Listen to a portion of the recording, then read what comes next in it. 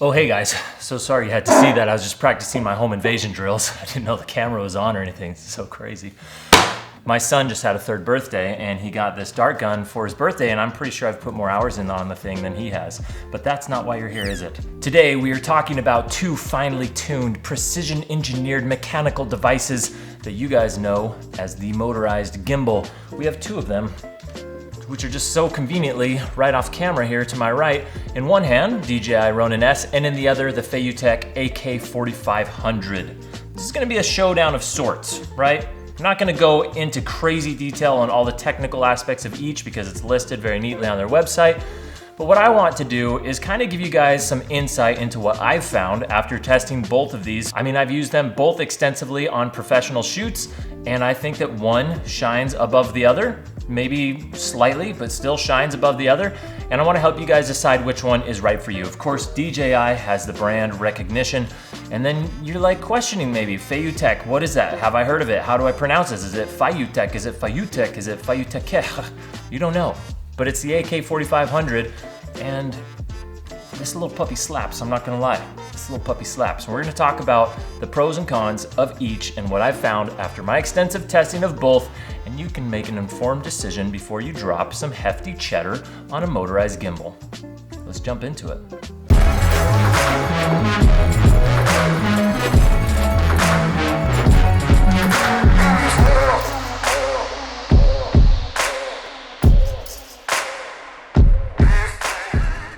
All right, welcome back everybody. Let's jump into it. As I said, I want to answer the question today. If you're looking for gimbals, you know already that stabilized video it's beautiful. It's just gosh dang beautiful.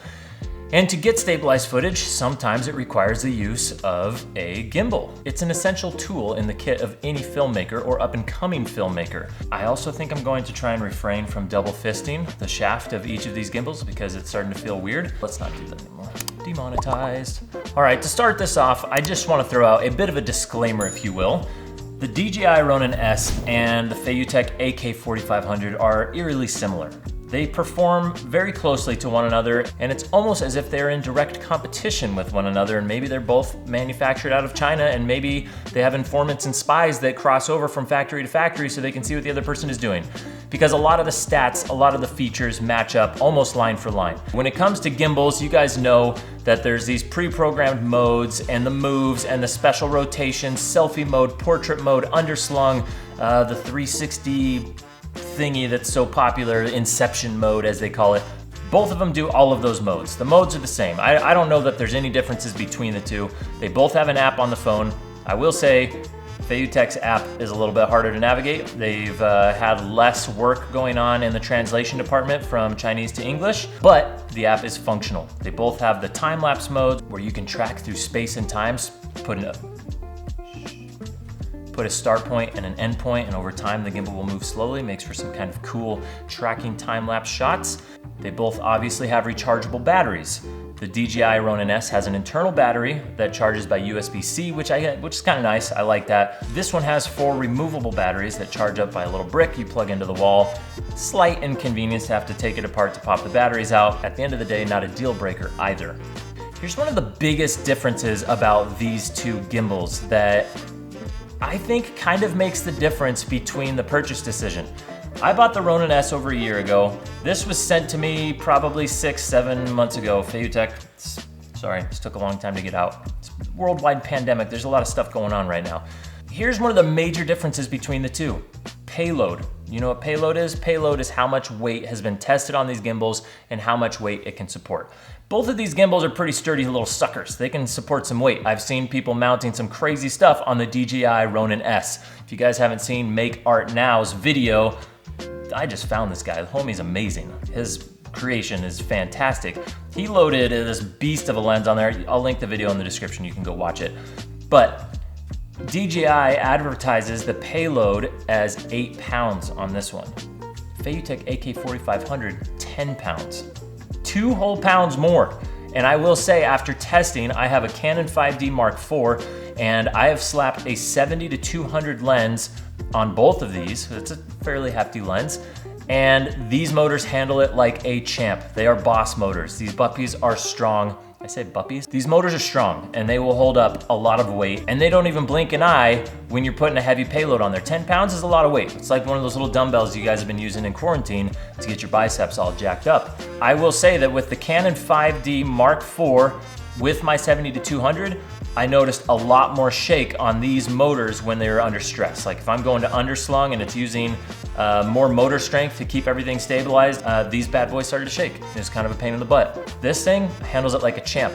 One of the other things that I really like about the stronger motors is that when I'm shooting on my primary lens, which is my 24-70 2.8, I'm typically shooting around 35 millimeters in focal length, right? But sometimes on a gimbal, you want to punch in a little bit. You want to extend the barrel of the lens and go all the way up to the 70. When I had that on the DJI Ronin S and I do that, it sometimes throws off the balance and it'll start to shake, requiring me to rebalance the axes so that everything runs smoothly and flows correctly. Whereas this one, I can make adjustments on the fly and the motors just handle it. They just hang. They do really well with this. I'm not trying to puff this bad boy up. I don't care which one you guys get, it's up to you. These motors outperform these motors, hands down. That's the end of that conversation. So let's talk about some of the other differences between these two gimbals. One of the things that I really love about the AK4500 is little attention to details. I've tested a lot of different stabilizers, and if you guys have ever had to travel with one of these things, it's such a pain to have to break everything apart. The DJI head detaches from the top of this and it keeps everything together with this Velcro strap that they send you because these things just wiggle all over and it's such a pain. Feiyutech, genius. There are locks on every single axis of this gimbal that lock everything in so it doesn't spin. You just hit these little locks down here. Where's the dang thing? Right here? Check that out.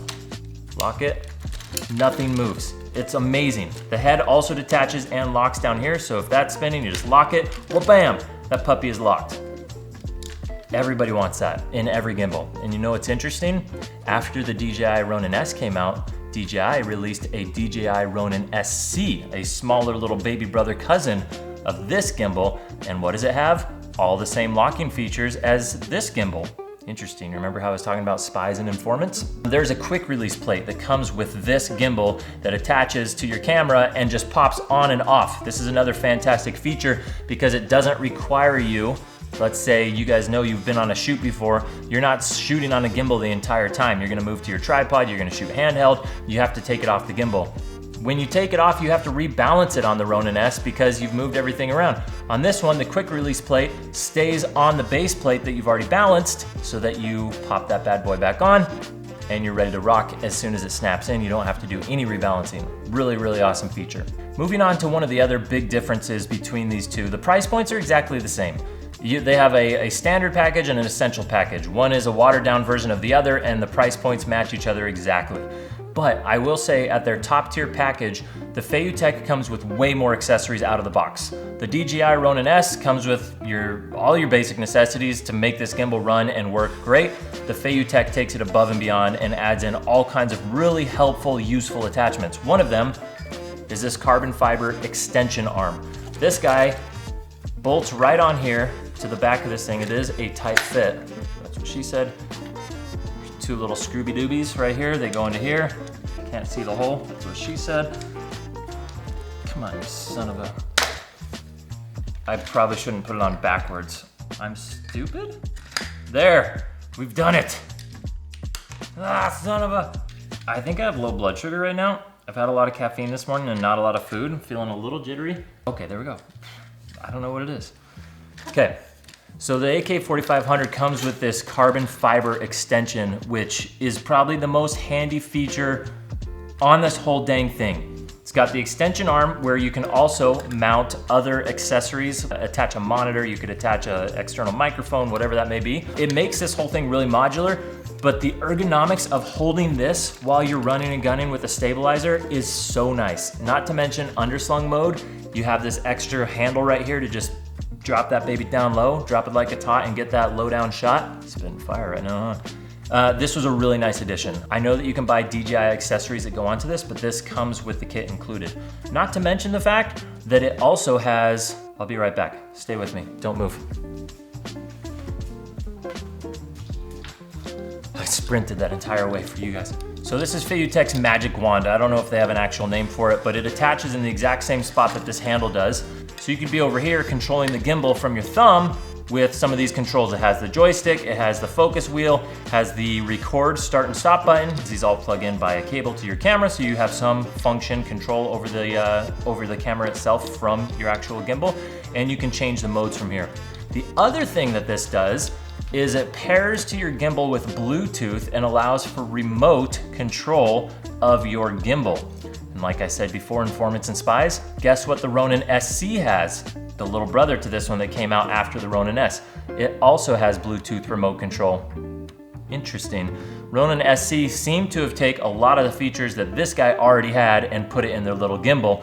The difference with that little gimbal is that it's made mostly for mirrorless cameras, lighter weight setups. The payload is not even 8 pounds. I think it's like 2 pounds less, somewhere around there. All the way up to 10 on this puppy, like I mentioned. This Magic Wand is, I'm not gonna say it's a necessity. There are not many situations where I leave my camera on a gimbal and want to control it remotely, where I can't just be there controlling the gimbal by hand, right? But it is cool that you have the functions right here on the thumb grip as you have this mounted. I'll show you.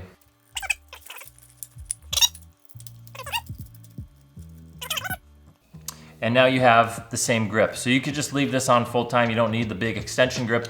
And it even has another spot up here for more mounting options. My point being, the takeaway, without rambling on too long, is that out of the box, the AK4500 comes with way more accessories, way more components than the DJI Ronin S, hands down. There's just no way to talk around that point. They both come in your classic stiff foam case. Not my favorite thing in the whole world. I don't travel with this, but the great thing is how well these all break down. I mean, with the AK4500, this bottom grip tripod pops right off. You can take off the head here. It's a release somewhere. I think it just, nope. Oh, I turned it on. Whoa, whoa, whoa, whoa, whoa, whoa, whoa! Calm. Shh, baby boy. Holy, that was not supposed to happen. Undo this ring right here. And she pops apart. So you're very modular here. You've got the head, the guts and the brains, and the tripod handle at the bottom. The DJI Ronin S does the same thing, but again, you just have a Velcro strap around there. This thing is locked, like it's really nice. You can pack all of this into a carry-on bag right there and bury it between clothes, and you don't have to travel with the big case, and the thing's going to be protected. When it comes to like the smoothness of the shot, right? The stability of the shot, they're both gonna perform great. You can dial both of these in, do fine tweaks with both of them on the motors, on how much the payload, blah, blah, blah, and get really smooth, great shots. I'm not saying that one outperforms the other in terms of smoothness or buttery smoothness. What I'm saying is you get more bang for your buck out of the AK4500. And I was considering selling one of these because why do I need two gimbals that are very similar? I haven't done it yet, but if I were to put one for sale right now, I hate to say it, but I would sell the DJI Ronin S. And why do I hate to say that? Because brand recognition? Who cares about brand recognition? Yeah, they've done a great job branding themselves. Obviously, everybody knows DJI. But I like performance, and I like a superior product. And right now, the AK4500 is a superior product. Plain and simple. So there you have it. That's, if you want to turn off the video right now, there's the summary. AK4500 is a superior product. But before we end the video, let's show you a little cinematic sequence that I put together, shot entirely on the Feiyutech AK4500. We'll roll that right now. Let me know what you think.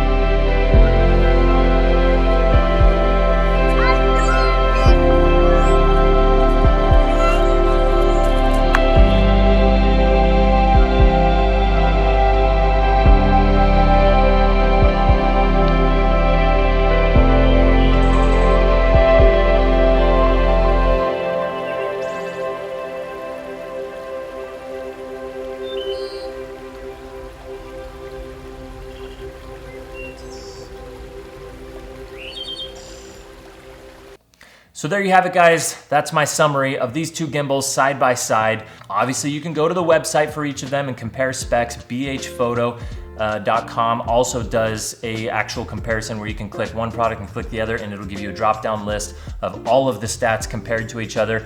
Like I mentioned, this is a superior product. This is the gimbal that I run 99% of the time, unless for some reason I forgot to charge it and I have to grab the Ronin S. Right now, this gimbal, I'm used to it. I love the way it feels. I love the extension handle. I love the extra features and the locking arms. So you can put this thing on standby mode and let it sit over there while you're not using it, and know that you're gonna come back to it, rebalance, ready to rock, blah, blah, blah. If you guys wanna check out either of these, there are links in the description. Thank you very much for clicking and using my links. That helps support me and my channel. I appreciate it very much. I hope you guys make an informed decision, and let me know in the comments. Let me know what you guys think. Do you have anything that I missed that you think is better about the Ronin versus the AK4500? Have you tried them both? Which one are you gonna get? What are you gonna do? Tell me everything, let's chat. I'm always down to chat in the comments. Guys, thank you for watching. I hope you have a fantastic day. We'll see you on the next video. Don't forget to like and subscribe, please. We're back in business creating videos, and I would love your support. Thank you for watching. Have a great day. Adios, goodbye.